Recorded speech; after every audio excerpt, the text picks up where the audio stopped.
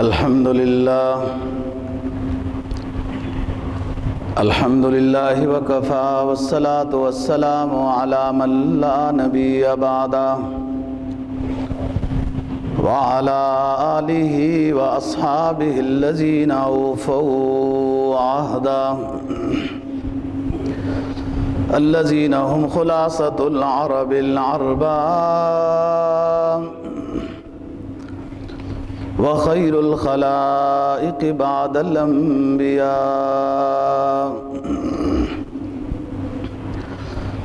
أما بعد فأعوذ بالله من الشيطان الرجيم بسم الله الرحمن الرحيم يا أيها الذين آمنوا اتقوا الله وقولوا قولا سديدا يصلح لكم أعمالكم ويغفر لكم ذنوبكم ومن يطع الله ورسوله فقد فاز فوزا عظيما قال النبي صلى الله عليه وسلم لا عدوى ولا هامة ولا سفر صدق الله العظيم وصدق رسوله النبي الأمي الكريم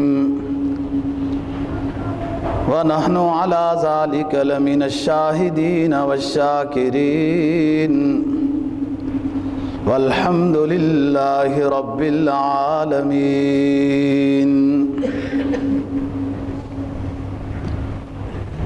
سورہ احزاب کے آخری رکوع کی ایک آیت کریمہ تلاوت کی ہے۔ 22ویں پارے کا پہلا پاؤ ختم ہو رہا ہے۔ سورہ احزاب کی آخری رکوع کی ایک آیت کریمہ ہے، اور جناب نبی پاک صلی اللہ علیہ وسلم کا ایک فرمان تلاوت کیا ہے۔ آیت کریمہ کا مفہوم یہ ہے، اللہ رب العزت فرما رہے ہیں یا ایھا الذین آمنوا قولوا قولا سدیدا، اے ایمان والو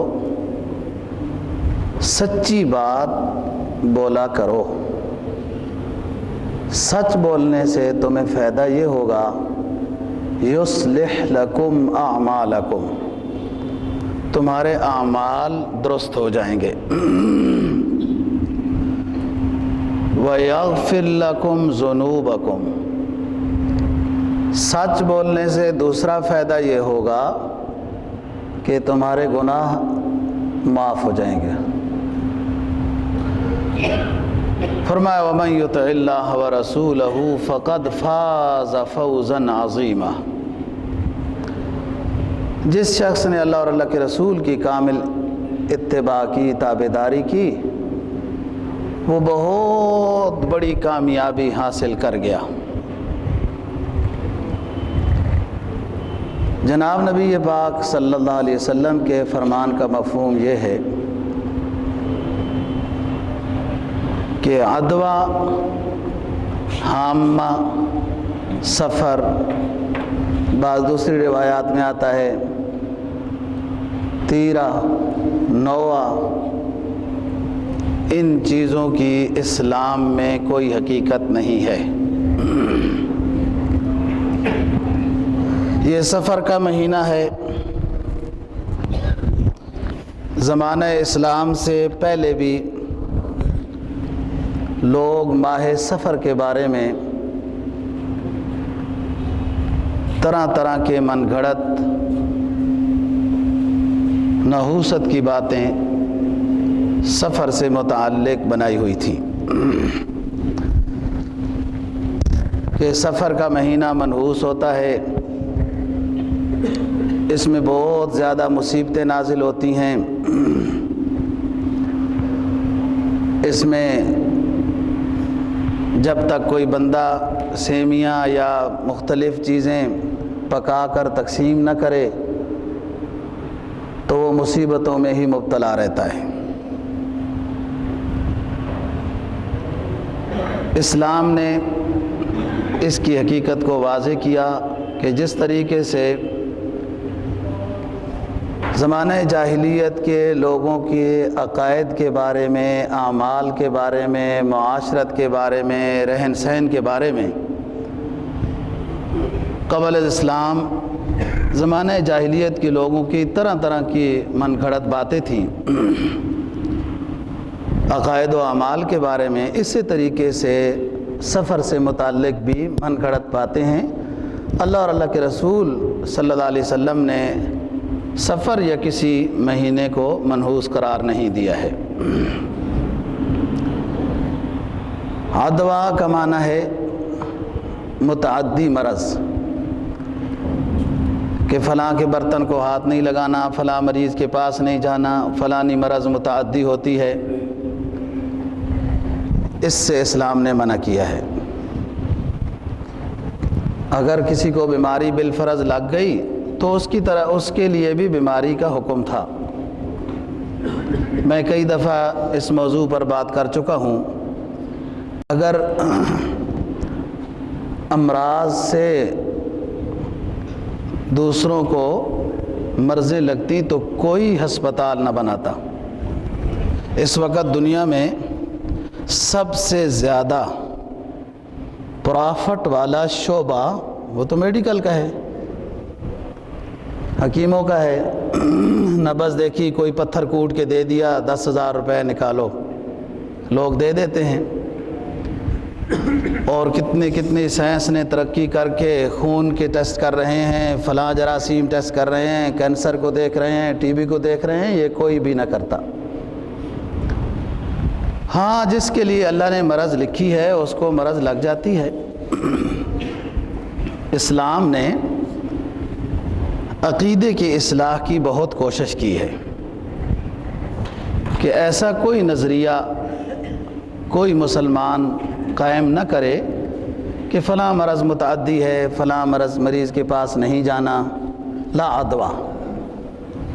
حتیٰ کہ مریض کی بیمار پرسی کے بارے میں اتنی فضیلت ہے کہ صبح بیمار پرسی کی تو سارا دن 70,000 فرشتے بیمار پرسی کرنے والے کے لیے دعائے خیر کرتے رہیں گے، اور شام کو کسی نے بیمار پرسی کی تو ساری رات فرشتے دعا کرتے رہیں گے۔ البتہ جس گاؤں میں وبائی مرض پھیل چکی ہو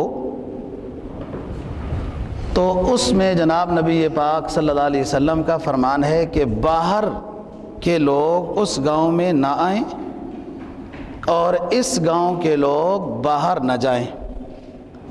یہ بھی عقیدے کی درستگی کی بات ہے۔ حضرت عمر فاروق رضی اللہ تعالیٰ عنہ کے زمانہ خلافت میں صحابہ اکرام رضی اللہ تعالیٰ عنہم کا ایک وفد کسی علاقے میں جا رہا تھا۔ ابھی اس گاؤں میں نہیں پہنچے تھے کہ اطلاع آئی کہ جزام کی مرض، برس کوڑے کی مرض اس پورے گاؤں میں لگ چکی ہے۔ تو آپ نے پوچھا صحابہ کرام رضی اللہ تعالیٰ عنہم سے کہ کسی کے پاس نبی پاک صلی اللہ علیہ وسلم کا کوئی فرمان ایسے موقع پر موجود ہے؟ تو صحابہ نے عرض کیا کہ جی ہاں، آپ کا فرمان موجود ہے کہ جس میں وبائی مرض ہو، پورا گاؤں اس میں ملوث ہو، تو باہر کے لوگ اس میں نہ جائیں اور وہاں کے لوگ باہر نہ آئیں۔ اب مرض تو جس کو لگنی ہے لگ چکی ہے، اس مرض میں جس نے مرنا ہے وہ مر جائے گا۔ اذا جاء اجلهم لا يستأخرون ساعة ولا يستقدمون۔ جس نے بچنا ہے بچ جائے گا۔ باہر والا شخص اگر اندر جائے گا اور اتفاق سے اس کا اجل آ چکا ہے اور وہ مر گیا تو یہ کہا جائے گا کہ اگر یہ اندر نہ جاتا تو بچ جاتا۔ اندر والا شخص باہر چلا جائے اور بچ جائے تو لوگ یہ کہیں گے کہ یہ باہر چلا گیا ہے تو بچ گیا ہے، حالانکہ اس کی تو اجل نہیں آئی تھی۔ تو طبی لحاظ سے جو لوگ ان کو علاج کر رہے ہیں وہ کرتے بھی رہتے ہیں اور کچھ نہیں ہوتا۔ تو لا عدویٰ، کوئی متعدی مرض نہیں ہے، اور یہ عقیدہ رکھنا کہ فلاں مرض مجھے لگ جائے گی اس کے قریب نہیں جانا، اسلام نے منع کیا ہے۔ ایسا عقیدہ نظریہ نہیں رکھنا۔ ولا ہامہ، اور ایسے ہی ہامہ کی کوئی حقیقت نہیں ہے۔ زمانہ جاہلیت میں بھی یہ بات کہی جاتی تھی، اور اب بھی میں نے بعض مقاموں میں یہ بات سنی ہے کہ جب کسی شخص کو قتل کر دیا جاتا ہے تو مقتول کی لاش سے ایک پرندہ پیدا ہوتا ہے، وہ فضا میں اڑتا ہے اور اس وقت تک بد دعا کرتا رہتا ہے جب تک مقتول بدلہ نہ لیا جائے۔ جو مقتول مظلوم ہو، ناحق ہو، جو مقتول مظلوم ہو، ناحق اس کو قتل کیا گیا ہو، تو اس مقتول سے ایک پرندہ پیدا ہوتا ہے، اس کو ہامہ کہتے ہیں۔ وہ پھر اس علاقے میں پھرتا رہتا ہے، بد دعا کرتا رہتا ہے جب تک وہ مقتول کے قاتل کو قتل نہ کیا جائے، یہ مسلسل بد دعا کرتا رہتا ہے۔ اسلام نے فرمایا اس کی کوئی حقیقت نہیں، ایسی کوئی بات نہیں۔ ولا سفر، اور سفر کے بارے میں لوگوں نے طرح طرح کے خرافات اس میں گھڑ رکھی ہیں، حتیٰ کہ زمانہ اسلام میں بھی آ کر بعض لوگوں نے عجیب باتیں لکھ دی کہ 1,80,000 مصیبتیں سفر میں نازل ہوتی ہیں، جو کچھ مصیبتیں 1,80,000 کل مصیبتیں ہیں جو لاکھوں میں ادھر داخل ہوتی ہیں، کتنے بات تھوڑی سی دوسرے مہینوں میں ہوتی ہیں، لہذا اس میں خوب گویا کہ چھپ کر رہو، ڈر کر رہو، صدقہ کرو اور چیزیں تقسیم کرو، جب تک نہیں کرو گے مصیبتیں تمہارے گھر میں رہیں گی۔ اسلام میں ایسی کوئی بات نہیں ہے، کوئی منحوس مہینہ نہیں ہے۔ اور پھر ساتھ یہ بھی کہا کہ فلاں ذکر یوں کرنا ہے، فلاں نماز یوں پڑھنی ہے، پہلی رکعت میں اتنی دفعہ سورہ قل یا ایھا الکافرون پڑھنی ہے۔ نہ مصیبتوں کے نزول کا ذکر ہے شریعت میں، اور نہ ہی اس طرح کی کوئی نماز کا ذکر ہے کہ مصیبتوں سے یوں بچا دے گی، اپنی طرف سے ایجاد کی ہوئی ہے۔ اور پھر آخر میں پھر سیویاں اور فلاں چیزیں پکا کر تقسیم کرو، اور اس مولوی صاحب کو ضرور دو جس نے اتنی بڑی محنت کی ہے کہ اس میں مصیبتیں نازل ہوتی ہیں تو کچھ مل جائے تھا۔ ویسے لوگ خیال نہیں کرتے۔ ولا سفر، کوئی حقیقت نہیں ہے اس کی۔ ایسی ایک اور فرمان میں جناب نے فرمایا ولا غولا، غول بیابانی، صحرائی چیزیں سے کوئی ڈر لگتا ہے، فلاں ہوتا ہے، یوں نہیں ہونا، اس کی بھی کوئی حقیقت نہیں ہے۔ ایک جگہ میں فرمایا ولا نوآ، کہ نوآ کا عقیدہ یہ تھا جاہلیت کا کہ چاند یوں اپنی منزلیں جب پوری کرتا ہے تو پوری کرنے کے بعد سیارے پیدا ہوتے ہیں مزید، اور پھر وہ اگر خاص انداز میں پیدا ہو جائیں تو بارشیں ہوتی ہیں، اگر وہ نہ پیدا ہوں تو بارشیں نہیں ہوتی۔ یہ نوآ کے بارے میں۔ ولا طیرتا، ایک فرمان میں جناب نبی پاک صلی اللہ علیہ وسلم نے فرمایا کہ تیرہ کوئی حقیقت نہیں۔ زمانہ جاہلیت میں تیرہ والا عقیدہ پرندے سے متعلق تھا کہ جب کسی کام کے لیے جانا ہوتا تو باہر نکل کر پرندے کو اڑاتے تھے، پتھر مارتے تھے۔ اگر وہ دائیں طرف اڑ کر چلا گیا تو مطلب یہ ہے کہ آج جو کام کرنا ہے، جو پروگرام ہے وہ کرنا چاہیے، اس میں بہتری ہے۔ اور جو بائیں طرف اڑ گیا وہ پرندہ تو بس یہ کام نہیں کرنا چاہیے۔ فرمایا اس کی کوئی حقیقت نہیں۔ ہاں، جو بھی کام کرنا ہے اس سے پہلے استخارہ کر لیا جائے، مشورہ کر لیا جائے، یہ دونوں چیزیں سنت ہیں، استخارہ، استشارہ، اور پھر اس کے بعد جس طرح دل مطمئن ہو وہ کام کر لیں، انشاءاللہ اس میں بہتری ہوگی۔ ایک تو لمبا استخارہ ہے کہ 2 رکعت نفل پڑھنے ہیں، اور وہ اللہم انی استخیرک بعلمک واستقدرک بقدرک الی آخرہ، یہ دعا ہے۔ اس میں اپنے معاملے کو مانگنا ہے اللہم ان کان ھذا الامر، وہ مخصوص بات، خیر لی فی دینی و معاشی و عاقبت امری فیسرہ لی، اگر یہ کام جو میں کرنا چاہ رہا ہوں مباح کام ہونا چاہیے تو آسان کر دے، اور اگر میرے لیے مضر ہے تو اس کو دور کر دے، اور وہاں سے میرا انتظام کر دے جہاں سے آپ میرے لیے بہتر جانتے ہیں۔ بہت اونچی دعا ہے۔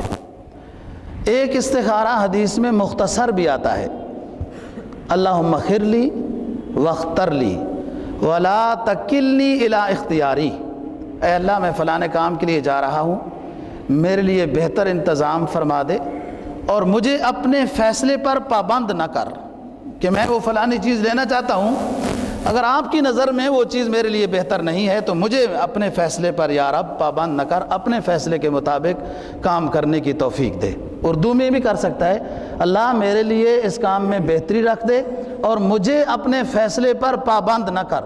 گاڑی خریدنے جا رہا ہے، میں کہتا ہوں جوتا خریدنے کے لیے جا رہا ہے اور کوئی سستی چیز خریدنے جا رہا ہے، پھر بھی استخارہ کرنا چاہیے، اور یہ مختصر استخارہ۔ لیکن یوں پتھر مار کے اور اڑانا پرندے کو، پھر اس کا دائیں طرف اڑنا، اس کا اسلام میں کوئی حقیقت نہیں ہے۔ استخارے کے بعد لوگ سبز خوابوں کی، فلاں چیزوں کی، اس طرح کی فکر میں ہوتے ہیں کہ کب آئے گی، یہ اس بات کی کوئی وہ ضرورت نہیں ہے۔ استخارے کے بعد جس طرف دل مطمئن ہے بس وہی استخارہ ہے۔ بعض لوگ صبح پہلے گاہک کو واپس نہیں کرتے اور پہلے گاہک کو ادھار نہیں دیتے اور پہلے شخص کو مفت کوئی چیز نہیں دیتے، پھر یہ سارا دن یہی کرنا پڑے گا، یہی تو شرک ہے۔ اسلام میں اس کی کوئی حقیقت نہیں۔ سب سے پہلے تو صدقہ نکالنا ہے، اور صدقہ بھی مفت نہیں ہوتا۔ من یقرض اللہ قرضا حسنا، آخرت کے لحاظ سے اور دنیا کے لحاظ سے فائدہ ہی ہے۔ دعا مانگ کر کچھ صدقہ جو توفیق ہے، وہ بھلے چند روپے ہی کیوں نہ ہو، پھر اس کے بعد کاروبار شروع کرنا چاہیے، دفتر جانا چاہیے، فائدہ ہوگا۔ تو یہ کہنا کہ پہلے کو کم ریٹ پر چیز نہیں دینی ورنہ سارا دن کم ریٹ پر چیز بیچنی پڑے گی، مفت نہیں دینی، سارا دن مفت تقسیم، بڑا حاتم تائی آ گیا تو سارا دن مفت دے گا، اور سستی بھی نہیں دینی، ادھار بھی نہیں دینی، غلط عقیدے ہیں یہ، اسلام میں ان کی کوئی حقیقت نہیں، اور یہی تو شرک کے زمرے میں چلی جاتی ہیں باتیں۔ تو یہ سفر کے مہینے کی مناسبت کے ساتھ یہ باتیں ضروری تھی۔ اب تو ماشاءاللہ دوستو جہاں شر کے سیلاب آ رہے ہیں نا، وہاں کسی حد تک بھلے تھوڑی سی نہریں ہی صحیح، سیلاب تو نہیں، لیکن خیر کی باتیں بھی آتی ہیں۔ آج صبح کسی اخبار پہ میری نظر پڑی تو ماشاءاللہ انہوں نے پورا صفحہ لکھا ہے ماہ سفر کے بارے میں کہ اس میں جو من گھڑت باتیں ہیں شریعت میں اس کی کوئی حقیقت نہیں ہے۔ جو آیت کریمہ دوستو تلاوت کی ہے، فرمایا یا ایھا الذین آمنوا قولوا قولا سدیدا، یا ایھا الذین آمنوا اتقوا اللہ وقولوا قولا سدیدا، اے ایمان والو اللہ سے ڈرو اور سچی بات کہا کرو۔ سچی بات کہنے سے دو فائدے شریعت نے نقد بتائے ہیں۔ یصلح لکم اعمالکم، تمہارے اعمال کی اصلاح ہو جائے گی، اعمال درست ہو جائیں گے سچ بولنے سے، اور سچ بولنے سے تو پیسہ بھی خرچ نہیں ہوتا، ثواب بھی ملتا ہے۔ ویغفر لکم ذنوبکم، دوسرا فائدہ سچ بولنے سے ہوگا کہ تمہارے گناہ معاف ہو جائیں گے۔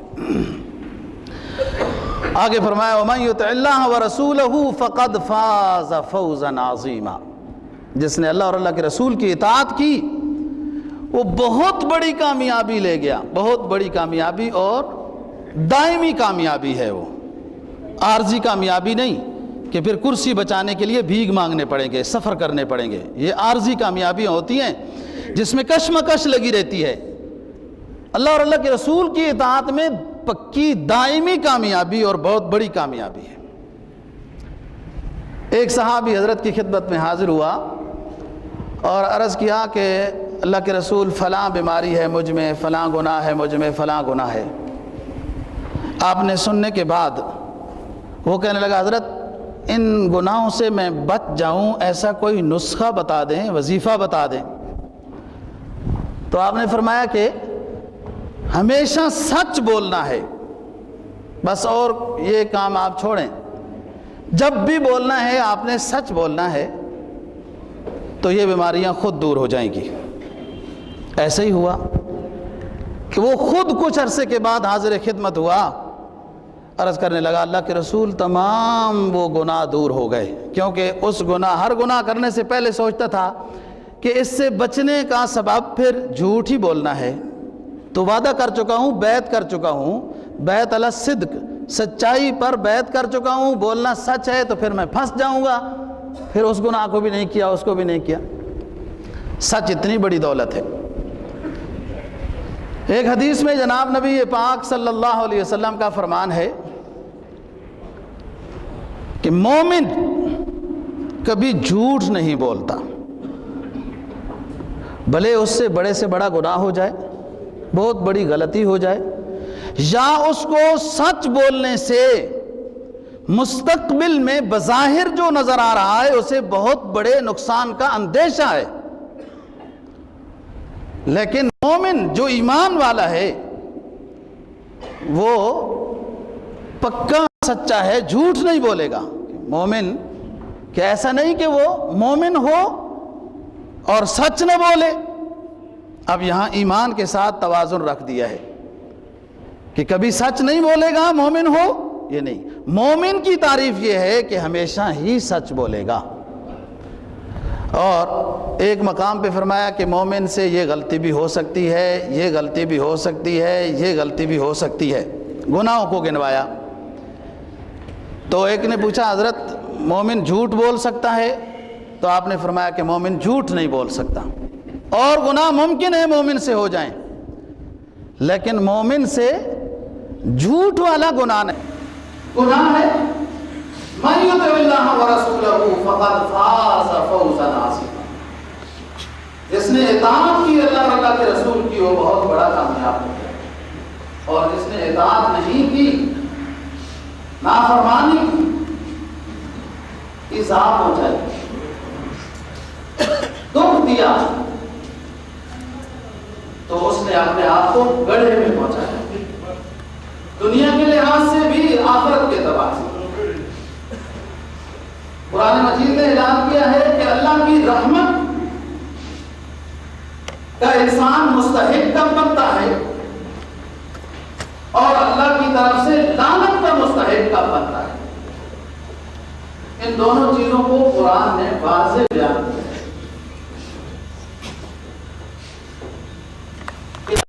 رحمت کا مستحق، کامیابی کا استحقاق مومن کو کب نصیب ہوتا ہے، اور اللہ کے رسول کی طرف سے لعنت کا مستحق کب بنتا ہے، کون سا گناہ ایسا ہے کہ اس پر لعنت ہوتی ہے۔ رحمت کے استحقاق کی بات چوتھے پارے میں قرآن مجید نے بیان کی، فرمایا اطیعوا اللہ واطیعوا الرسول لعلکم ترحمون۔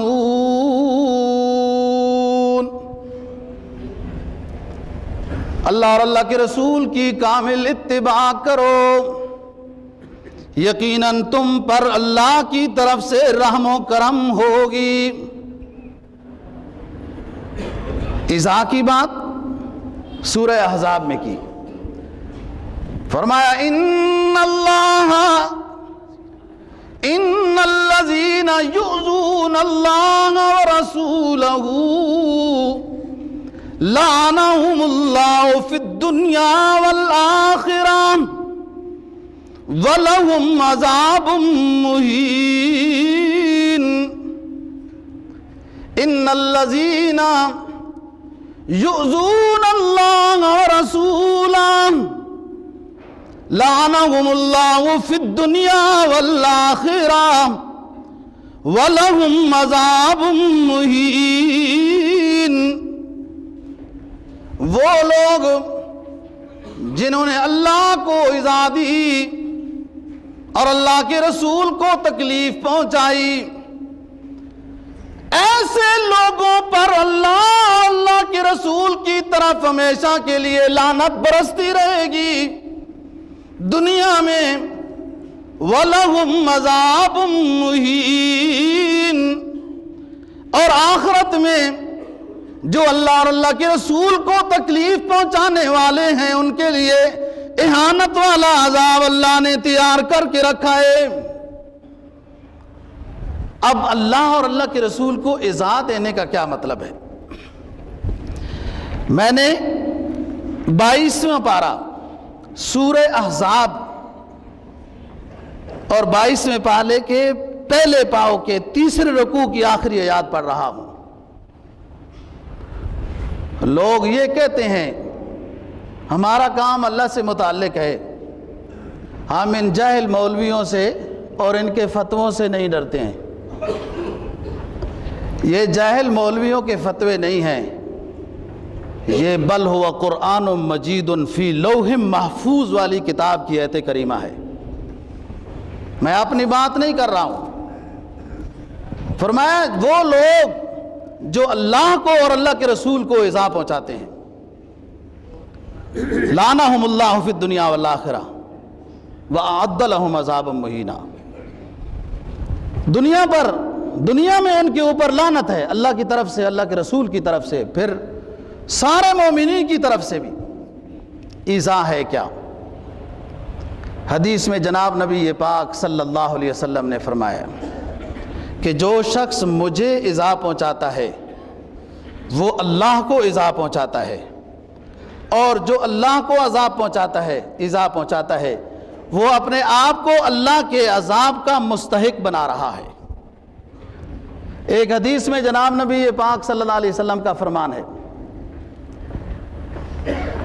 کہ اللہ تعالیٰ فرماتے ہیں لوگ مجھے ایذا پہنچاتے ہیں کہ زمانے کو گالیاں دیتے ہیں، حالانکہ زمانے کو میں پھیرتا ہوں، لیل و نہار میرے قبضے میں ہے۔ ایک حدیث میں جناب نبی پاک صلی اللہ علیہ وسلم نے فرمایا کہ اللہ تعالیٰ فرماتے ہیں لوگ مجھے گالیاں دیتے ہیں کہ میری طرف اولاد منسوب کرتے ہیں، جیسے عیسائیوں نے کہا عیسیٰ اللہ کے بیٹے ہیں، یہودیوں نے کہا عزیر اللہ کے بیٹے ہیں، فرشتوں نے کہا، مشرکین مکہ نے کہا کہ فرشتے اللہ کی بیٹیاں ہیں۔ یہ میری طرف اولاد کی جو نسبت کرتے ہیں، مجھے ایذا پہنچاتے ہیں، گالیاں دیتے ہیں۔ اور نبی کو ایذا پہنچانا کیا ہے؟ کسی مستند تفسیر میں دیکھ لیں کہ نبی کو ایذا پہنچانا کیا ہے۔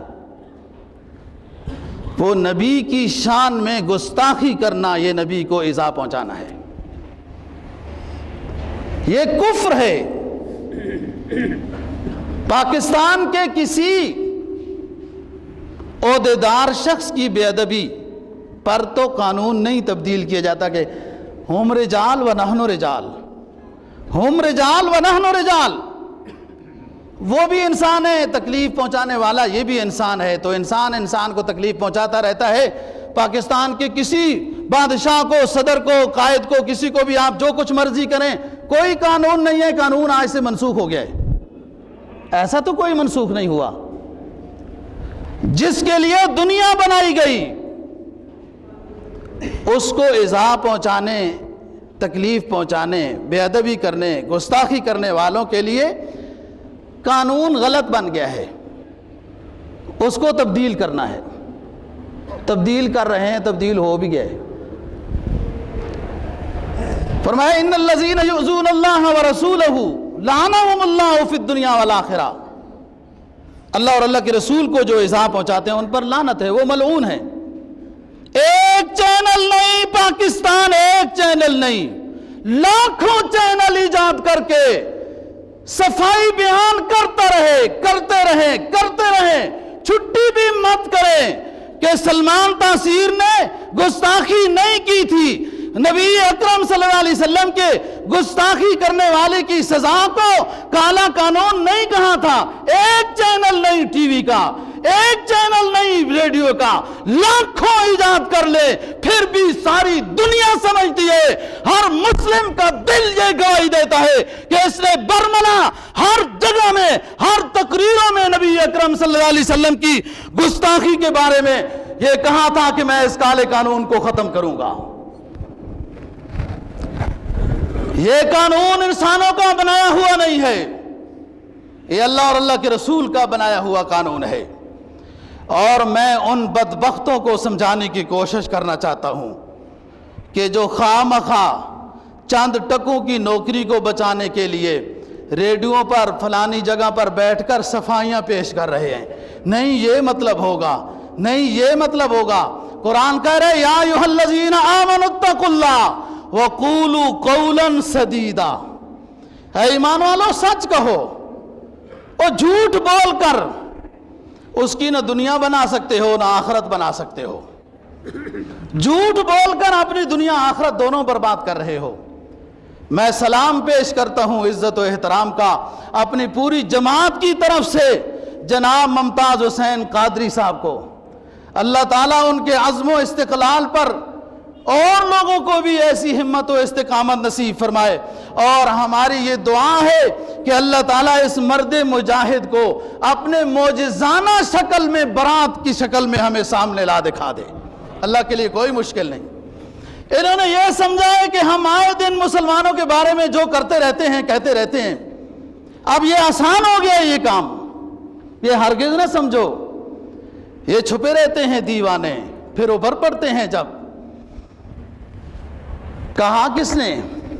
ہری شاخ تمنا ابھی جلی تو نہیں، ہری شاخ تمنا ابھی جلی تو نہیں، دبی ہے آگے جگر مگر بجھی تو نہیں، میں ایک خاک نشیں ہوں،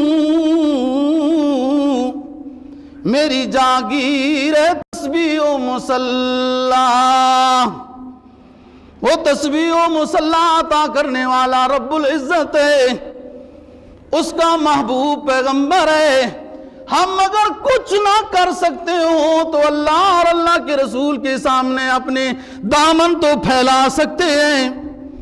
میں گوشہ نشیں ہوں، میری جاگیر ہے تسبیح و مصلی،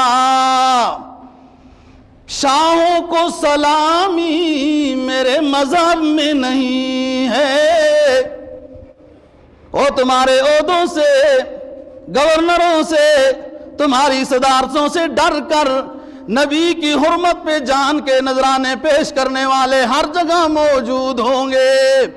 تم کب تک مدرسوں سے ڈرو گے، مولویوں سے ڈرو گے؟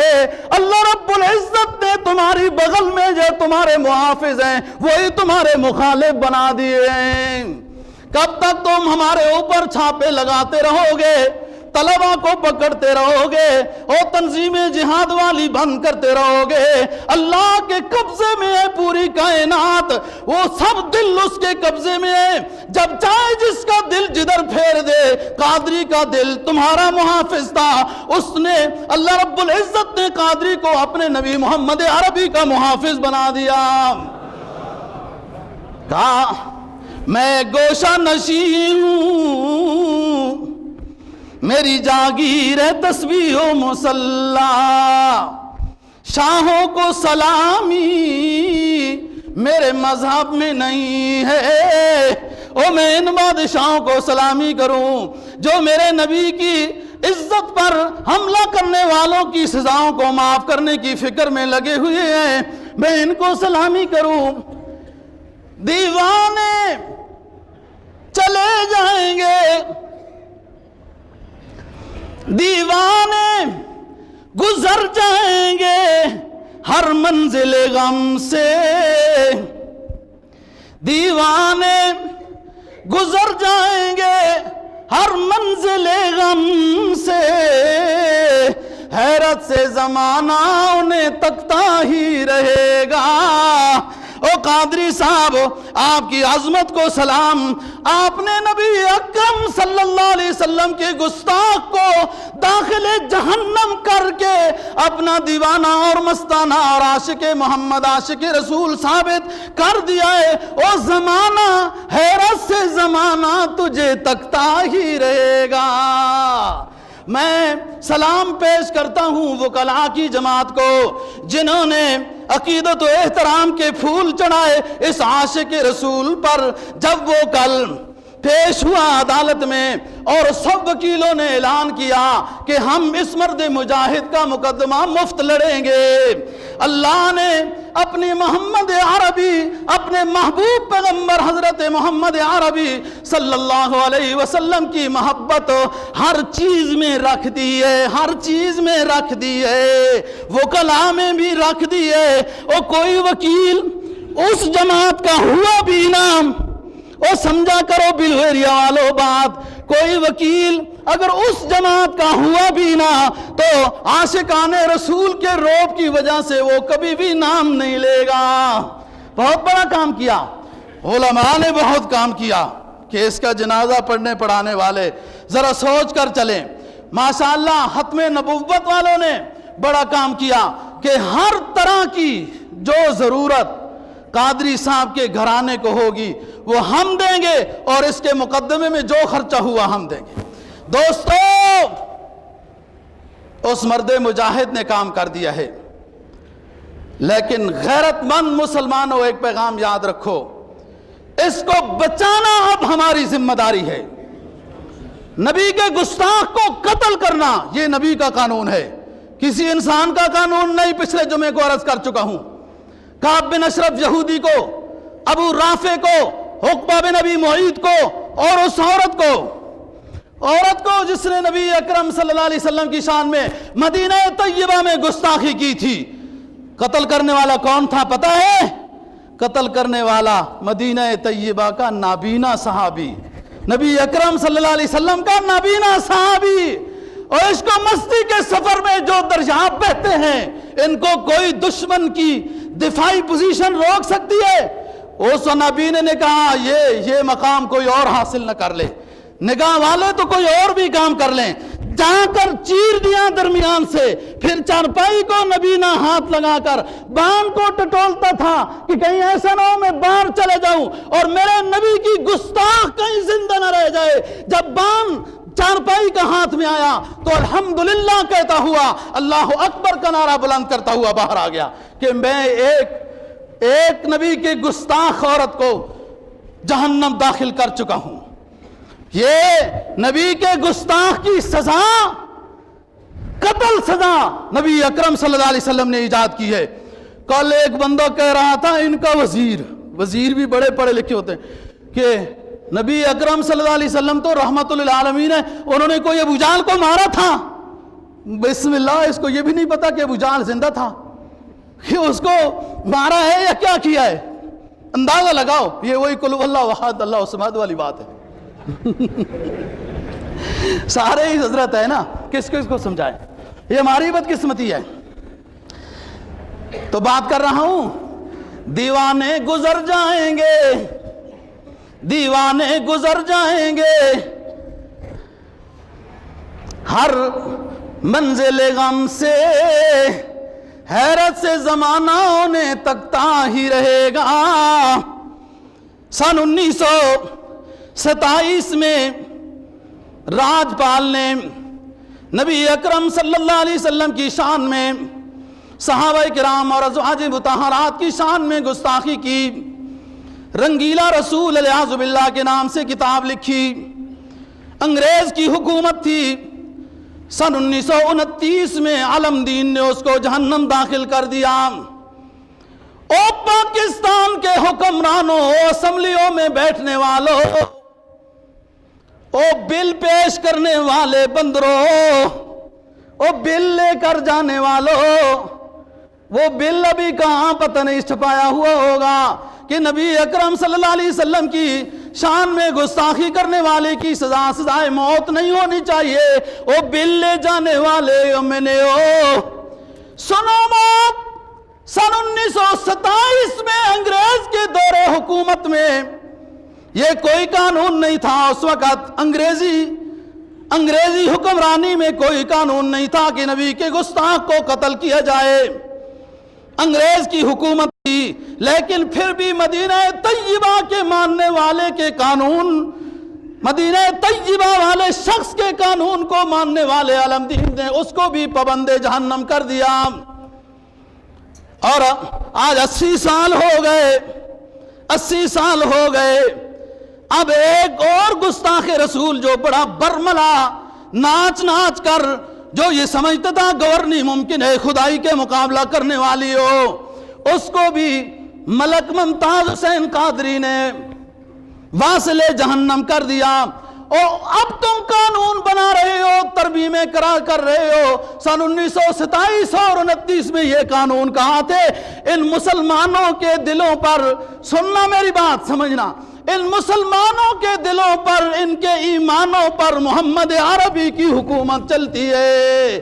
یہ ان کے قانون چلتے ہیں، یہ تمہارے قانون نہیں ماننے والے. نبی اکرم صلی اللہ علیہ وسلم نے اپنے دورے زمانہ حیات میں اپنے گستاخ کو اپنے صحابیوں کے ہاتھوں قتل کرا کر یہ ہمیشہ دنیا کے لیے قانون بنا دیا کہ میرے نبی کو، میرے اللہ رب العزت نے اور اللہ کے رسول نے یہ قانون واضح کر دیا کہ نبی اکرم صلی اللہ علیہ وسلم کی گستاخ کی سزائے قتل ہے.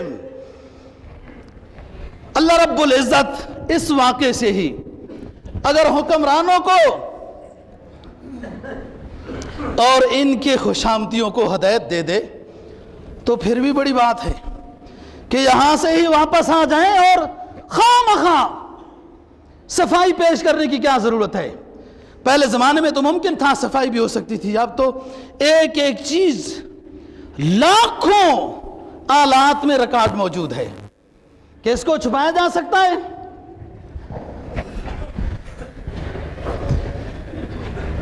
تیری ہی رہے گی، تیری ہی رہے گی خوشبو ہمیشہ کے لیے. آخری شعر نبی اکرم صلی اللہ علیہ وسلم کی شان میں. اس سے پہلے جو شعر تھا وہ میں نے نذرانہ عقیدت پیش کیا ہے ملک ممتاز حسین قادری صاحب کو. اللہ پاک ان کو خوب دنیا میں عزت عطا فرمائے اور آخرت میں نبی اکرم صلی اللہ علیہ وسلم کا قرب نصیب فرمائے. فرمایا دیوانے گزر جائیں گے ہر منزل غم سے، حیرت سے زمانہ انہیں تکتا ہی رہے گا، آتی ہی رہے گی تیرے انفاس کی خوشبو. اے کملی والے، اے یاسین، اے رحمت للعالمین، اے شاہد، اے بشیر، اے نذیر، اے طٰہٰ، اے یاسین، آتی ہی رہے گی اے مدثر، اے مزمل، اے ہمارے محبوب محمد عربی خاتم النبیین صلی اللہ علیہ وسلم، اے ہمارے پیغمبر، آتی ہی رہے گی تیرے انفاس کی خوشبو، گلشن تیری یادوں سے مہکتا ہی رہے گا. اور دوستو زمانہ اب صدیاں گزار چکا ہے، لیکن محبت رسول اور عشق رسول کے جو چراغ ہیں وہ اسی طرح ہیں جیسے صحابہ کرام رضی اللہ تعالیٰ عنہم کے دلوں میں تھے. نماز اچھی، زکوٰۃ اچھی، روزہ اچھا، حج اچھا، مگر میں باوجود اس کے مسلمان ہو نہیں سکتا. نہ میں جب تک کٹ مروں خواجہ یثرب کی حرمت پر،